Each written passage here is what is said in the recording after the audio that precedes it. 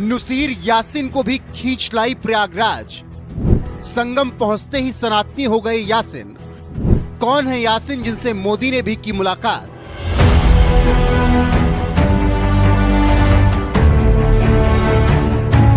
लोगों की हिफाजत के लिए और जो अपनी जान से चले गए या उनके साथ जो उनके प्यारे मौजूद है उनके लिए सपोर्ट के लिए जो भी हो सका वो करेंगे और हर तरह की सपोर्ट की उन्होंने ऑफर की अपने लोगों को। तो देखिए इसके बारे में जब मैंने बड़ी एक न्यूज़ है और बहुत लोग जो है इसकी तरफ अट्रैक्ट भी हुए हैं और ओवरऑल इसने ना एक स्पिरिचुअलिटी की एक हवा जो है ना वो कायम कर दी है ऑल अराउंड द वर्ल्ड। यहाँ पर अगर हम लोग बात कर लेते हैं देखो इंडिया जो है ना वो अपने कल्चर की वजह से सिंह जी कांग्रेस के यहाँ पर मुख्यमंत्री थे और लल्ला के पापा राजीव गांधी जी 1986 में देश के प्रधानमंत्री थे। उस टाइम जो भगदड़ मची थी हरिद्वार में, उसमें 200 लोग की रिपोर्ट है जो मारे गए। तीर्थराज प्रयागराज में आयोजित दुनिया के सबसे बड़े धार्मिक समागम महाकुंभ में स्नान करने के लिए देश दुनिया से लोग संगम नगरी पहुंच रहे हैं। तफसील में पढ़ा ये क्या हुआ है। पहली बात तो ये कि क्या आप जानते हैं कि वहां पर जिस जगह पर ये हुआ है वहां पर कितना इन्फ्लक्स था? अराउंड 8 करोड़ पीपल, 8 करोड़ लोगों का इन्फ्लक्स रिचुअल्स की वजह से बहुत ज़्यादा जाना जाता है।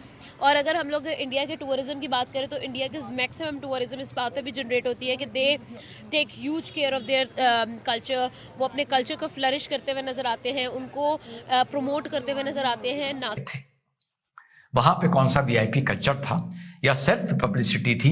लल्ला तू ये बता दे, तूने अगर इस मौके पे पॉलिटिक्स की है तो तेरा जवाब देना कम से कम फैक्ट्स के आधार पर मेरा फर्ज बनता है। 2003 सुशील कुमार शिंदे महाकुंभ में जो हुआ है उस पर भारतीय वजीर आजम नरेंद्र मोदी साहब ने अपनी एक जो बहुत दुख का इजहार किया है, कंडोलेंसेस उन्होंने to devotees who lost loved ones, कि जो ऐसे लोग जो कि अपने उनके प्यारे इसके अंदर अपनी जान से चले गए, उनके लिए उन्होंने सॉलिडारिटी शो की है और डीपेस्ट कंडोलेंसेस का इजहार किया है। और इस बारे में ये भी कहा है, पीएम मोदी की तरफ से कहा गया है कि वो जिस हद तक जो भी हो सका वहाँ पर मौजूद लोगों की हिफाजत के लिए और जो अपनी जान से चले गए या उनके साथ जो उनके प्यारे मौजूद है उनके लिए सपोर्ट के लिए जो भी हो सका वो करेंगे और हर तरह की सपोर्ट की उन्होंने ऑफर की अपने लोगों को।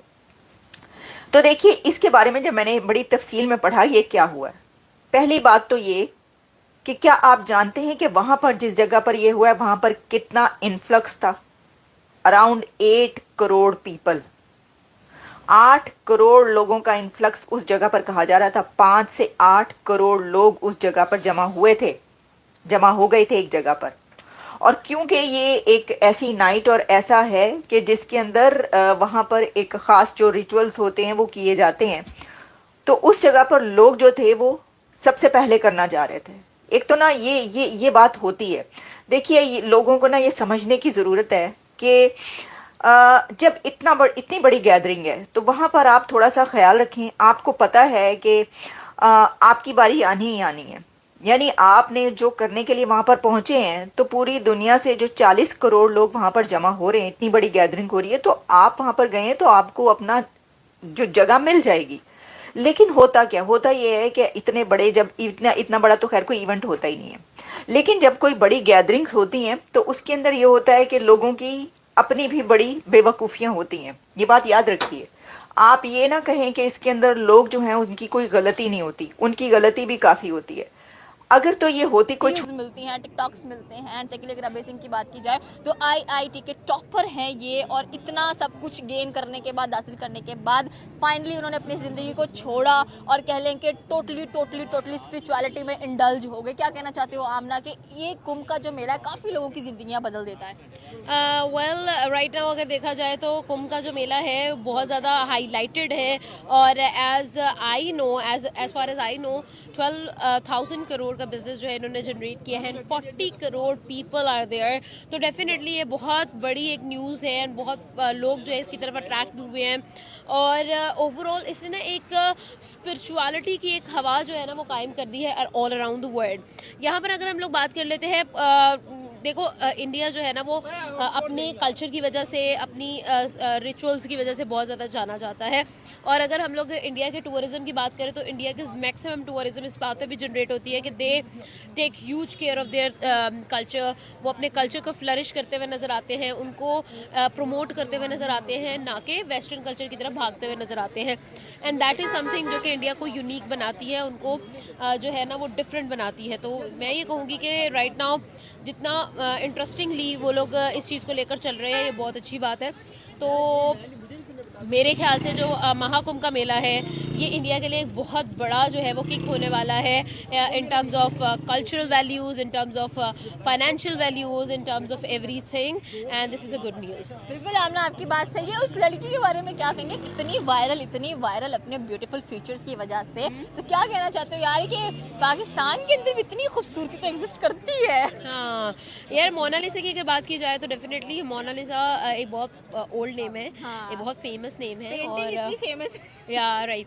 तो हम लोग बात करेंगे कि यार definitely they are doing very great, they are doing very good and for sure यहाँ पर हम लोगों को बहुत सारी और चीज़ें नज़र आ रही हैं। जैसे कि हम लोगों को याद है कि काइली जेनर आई थी अंबानी की शादी पे, और उसके अलावा बहुत सारे बड़े बड़े हम लोग। और उत्तर प्रदेश में भी कांग्रेस की सरकार होती है तो दो फिगर सामने आते हैं अलग अलग रिपोर्ट्स के हिसाब से कि 250 से 800 लोगों के मरने का खबर थी। इसमें खबर यह थी कि इसमें एक हाथी पागल हो गया था और उसके वजह से जो भगदड़ मची थी और जो हल्ला मचा था, तो ये 200 से 800 अलग अलग फिगर हैं। तो तुम्हारे चाचा नेहरू के टाइम पे इस कुंभ में सबसे पहली भगदड़ मची थी और उस टाइम में सिर्फ 4 लाख लोगों ने इसमें हिस्सा लिया था महाकुंभ में। आगे चलते हैं। उसके बाद 1986 की बड़ी घटना होती है। उस टाइम कुंभ हो रहा था हरिद्वार में वीर बहादुर सिंह जी कांग्रेस के यहां पर मुख्यमंत्री थे और लल्ला के पापा राजीव गांधी जी 1986 में देश के प्रधानमंत्री थे। उस टाइम जो भगदड़ मची थी हरिद्वार में, उसमें 200 लोग की रिपोर्ट है जो मारे गए थे। वहां पे कौन सा वीआईपी कल्चर था या सेल्फ पब्लिसिटी थी? लल्ला तू ये बता दे, तूने अगर इस मौके पे पॉलिटिक्स की है तो तेरा जवाब देना कम से कम फैक्ट्स के आधार पर मेरा फर्ज बनता है। 2003 सुशील कुमार शिंदे महाराष्ट्र के मुख्यमंत्री थे, कांग्रेस की सरकार थी और 2003 में 40 लोग नासिक में जब महाराष्ट्र में कुंभ हो रहा था वहां पर दबके मरे थे। उसके बाद हम आ जाते हैं 2010 में उत्तर प्रदेश में मायावती की सरकार थी और केंद्र में मनमोहन सिंह जी की सरकार थी और प्रयागराज में उस टाइम कुंभ हो रहा था तो 12 लोग यहां पर दबके स्टैम्पीड में मरे थे।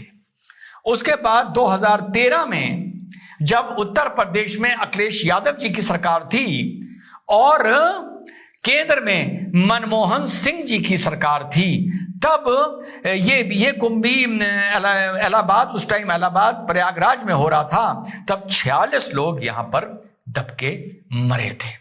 अब इस पूरे दौरान किसी भी राज्य में ना भाजपा की सरकार थी ना केंद्र